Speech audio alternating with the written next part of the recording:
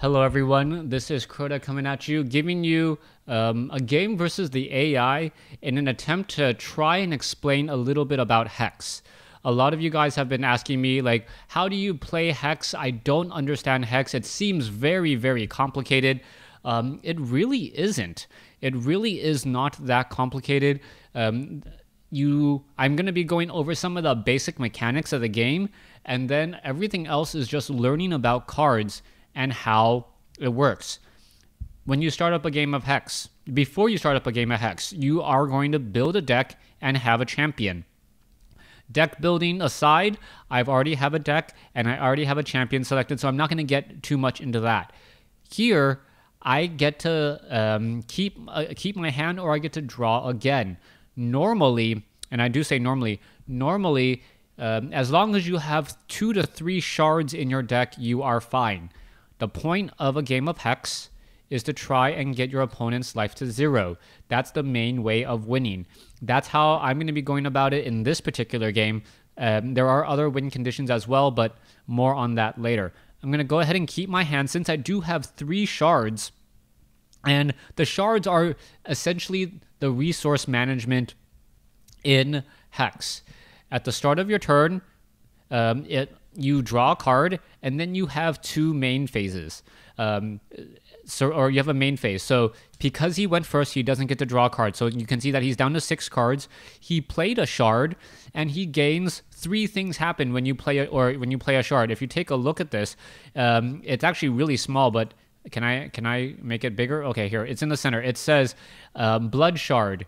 1/1, gain a blood and gain a charge. That's exactly. My opponent played a wild shard. He got 1/1 for his resource pool, so he has 1 mana to use this turn, and he increases maximum resources per turn by 1, and he has this little threshold.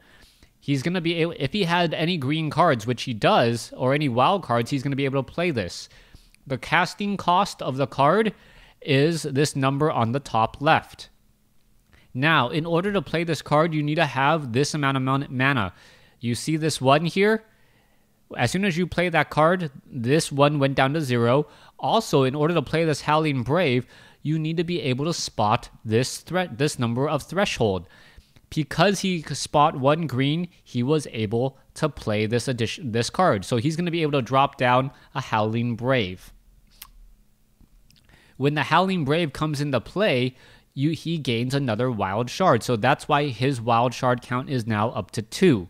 That means that on his next turn, he can play, if there was a card that cost 1 mana but required 2 wild shards, he would still be able to play it.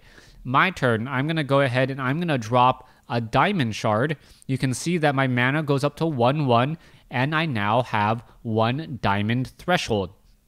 I don't have any cards that I can play for 1 mana, so I'm going to proceed to the next main phase, and then I'm going to proceed to the end phase. You see this little wheel turn here. You can see what's happening and what's going on. Now, my opponent, he plays another wild shard. Proceed to the attack phase. It looks like he is he going to attack me?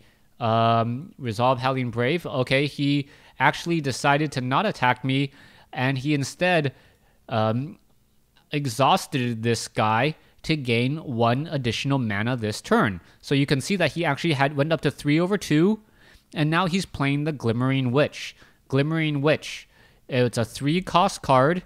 It requires 1 threshold.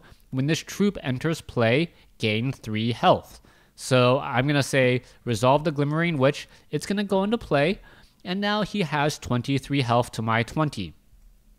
All right, my turn. I am going to play a shard.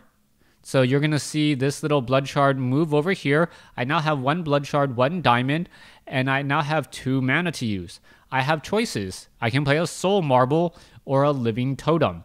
These cards are actually fairly complicated. I actually wanted to run a different deck, but no matter. I'm going to go ahead and click the living totem, and he's now going to go into play. Simple. Now, that is going to be the end of my turn. Living Totem cannot attack the turn it comes into play, so I had no attack phase. Pass priority. I have nothing that I want to do. he's going to come in with a 2-3. I'm going to pass priority.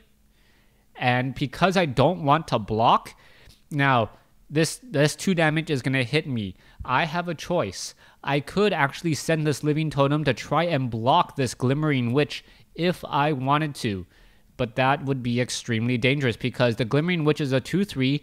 It would take out my 2-2 since that's the way the damage works. Its 2 attack would deal lethal damage to the Living Totem. The Living Totem would not deal lethal damage back.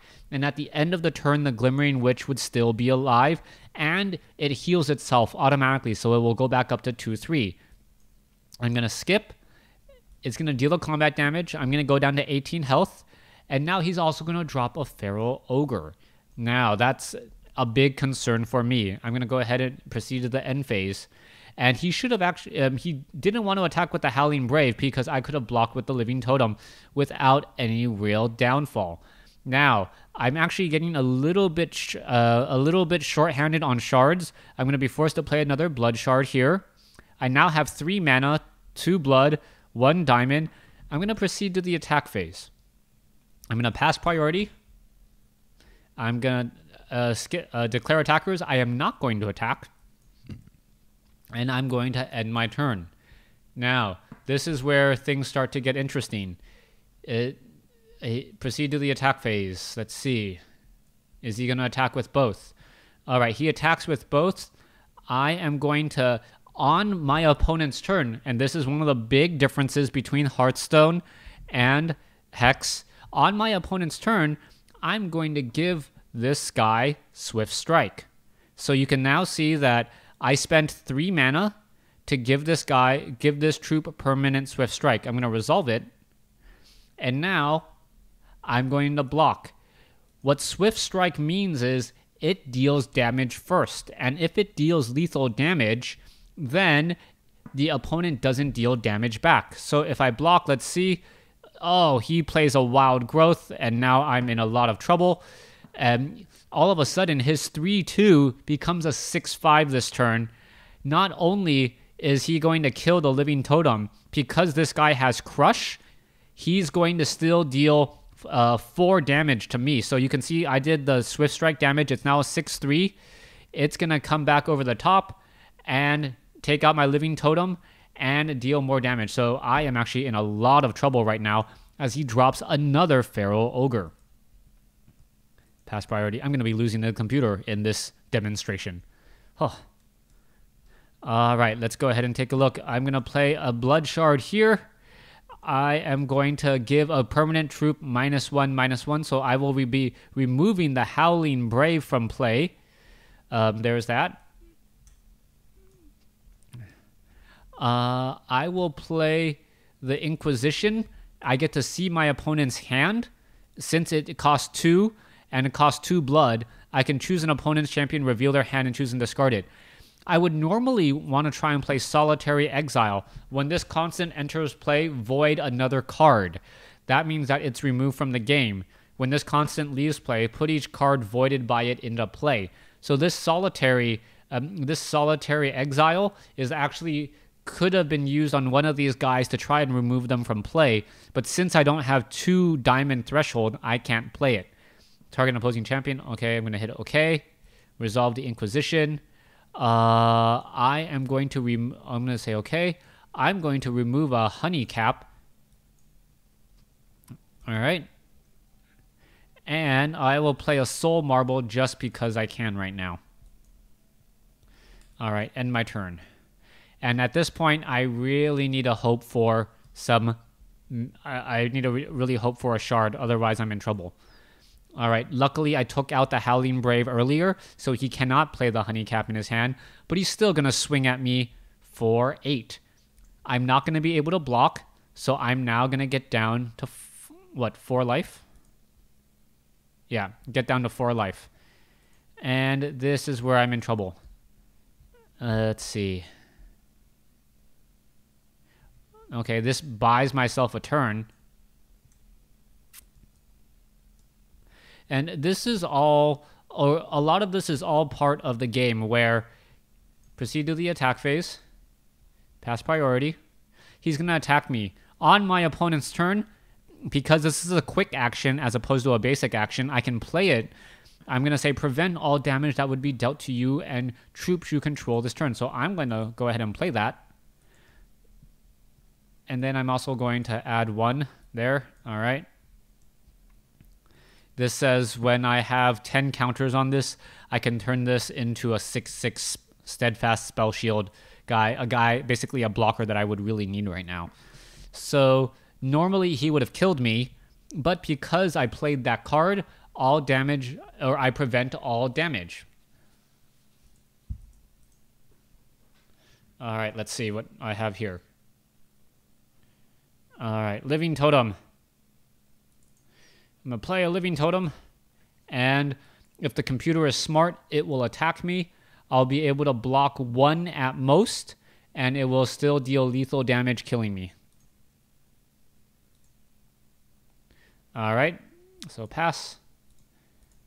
Block. Deal combat damage, and it's going to deal 5 damage. That's the game. Thanks for watching. Thanks for listening. If you guys have more questions on how to play Hex, let me know, and I will try and make specific tutorials to address this. If you guys are interested in playing Hex, definitely check it out. hextcg.com. Wow, I'm really dark in this video. Ooh. hextcg.com. You can go ahead and download it. It is in beta, but you don't need a beta key. Thanks for watching. Thanks for listening. Hope you guys enjoyed it.